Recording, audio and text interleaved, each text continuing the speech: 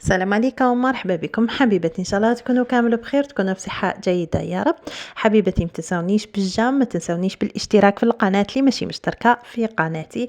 وحبيت نشكر بزاف خواتاتي اللي راهم معايا في القناه، ربي يعطيكم نتمنى وربي يفرحكم كيما راكم مفرحيني اخواتي.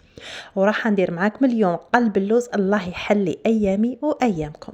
مباشرة نروحوا لطريقة التحضير. شوفوا هنايا عندي هذا الدقيق تعمر خواتاتي، انا جبت هذايا جابت لي المتوسط، ولكن المتوسط راهو جابتوا لي رقيق تاع طمينه. هاوليكم نتوما جيبوا عمور الخاشن، فهمتوني خواتاتي؟ رايح يخرج لكم قلب اللوز روعه خواتاتي. انا هذا ما نكذبش خرج لي ما شاء الله، ولكن بالخاشن راح يخرج لكم احسن من تاعي. ويلا نبداو في الطريقه. عندي 6 كيلات نتاع دقيق خاشن تاع عمور. شوفوا ما نديروش الكيله هكذا ممسوحه، نديروها الكيله شويه بومبي. هذا الكاس الاول نديرو بالكاس تاع لاتاي في المول الاسطوري خواتاتي. رايح يديلكم 6 كيسان تاع الدقيق تاع لاتاي.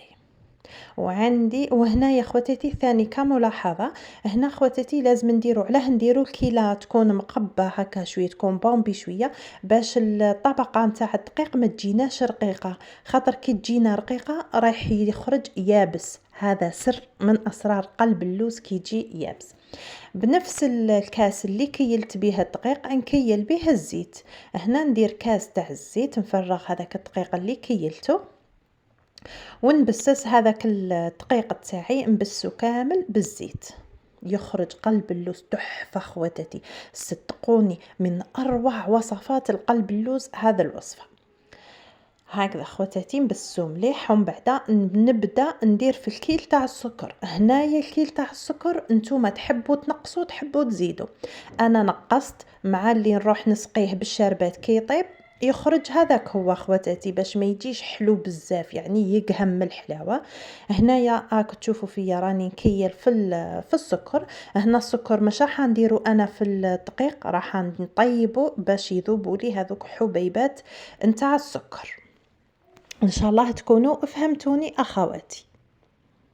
هكذا ندير السكر تاعي في الكسرونه، ندير 2.5 كيلات تاع السكر، وندير كيلة ماء ومزهر. المزهر راح ندير 4 كيلة، يعني ندير الكثرة ماء واللي تبقى نديرها مزهر. هكذا اخواتاتي. وش نروح دوك ندير، نروح نذوب هذا السكر فوق النار، نذوبه فوق النار حتى لازم يذوب لي كاع هذاك السكر، يولي هذاك السكر كاع ما يبانش، يعني يولي يبان غير ماء فقط. هذا سر من اسرار القلب اللوز. وثاني حاجه اخرى، كي نطيب هذا السكر وش راح ندير له، نخليه يبرد تماما، لازم يبرد يولي بارد مليح باش نعاود نخدم به الدقيق تاعي. وهنايا نحضر معاكم الشربات نتاع القلب اللوز. الشربات تاع القلب اللوز اخواتي، هنايا واش راني درت، هنايا درت 3 كيسان تاع السكر و6 كيسان ماء ثاني، هذا الثالث وهذا الرابع وهذا الخامس وهذا السادس. هكذا اخواتاتي، ونخلط مع الشب، ندير ثاني الشب اخواتي. هنايا القارص انا ما عنديش، درت الشب راح يخليها كح تتحجر هذه الشربات، ولا يتكون هذاك الطبقه تاع السكر. هاي لكم قد حبه الحميصه نتاع الشب. نخلط مليح ونديرها على نار متوسطه، كي بعد الغليان نحسب 10 دقائق ونطفي عليها ونخليها تبرد، ونعاود نولي القلب اللوز تاعي. هاوليكم شوفوا، قبل ما تبداو تبداو في القلب اللوز، ابداو في هذا الطريقه نتاع السكر، ذوبوه. هاوليكم برد مليح خواتاتي، لخاطر لا درتوه دافي رايح قلب اللوز تاعكم ماهوش رايح ينجح. ودركا نرون به الدقيق هذاك والزيت، وهذا ما كان خواتاتي، هذا أسهل وصفة ويجي ناجح يا خواتاتي. نتمنى أنكم تجربوه وتتبعوا لا فيديو خطوة بخطوة هكذا. على بالي الفيديو شوية طويل، ولكن رايحين تدوا كاع المعلومات تاع قلب اللوز ومستحيل ما تنجحوش فيه. هنا كملت كاع الكمية هذيك تاع السكر المذاب ونخلط مليح.